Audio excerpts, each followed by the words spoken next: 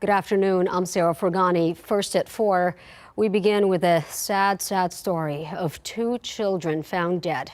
And now their mom, 28-year-old Tiona Islar, is locked up facing charges of injury to a child after the Bexar County sheriff said there were inconsistencies in her story.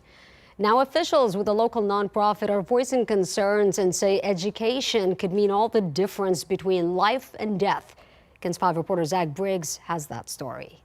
Something's not adding up with this case. Sheriff Javier Salazar was unable to elaborate regarding the so-called inconsistencies about the tragedy on Bexar County's far west side. Salazar says Tiona Islar told investigators the last time she saw her 3-year-old daughter and 6-year-old autistic son was when they made it home together earlier in the day. Officials at Islar says the kids somehow must have gone back out to the car. Islar says she found her children inside the hot vehicle, then took them inside. First responders performed life-saving measures after 3 p.m., but the kids were pronounced dead. Just encourage anybody who's listening to understand that this is not something that only happens to bad parents.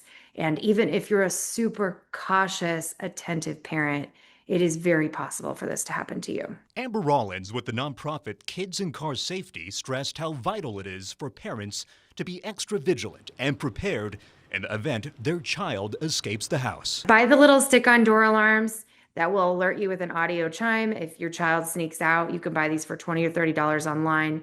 You can use the little knob covers. They make them for all different types of doors. There's also the education piece for children who are old enough to understand, which Rollins says could be life-changing. The kids who get in on their own are typically children who are slightly older. Helping them to learn that skill of opening the door if they ever find themselves trapped could save their life. Meantime, the Texas Department of Family and Protective Services confirmed that Islar has previous involvement with the department.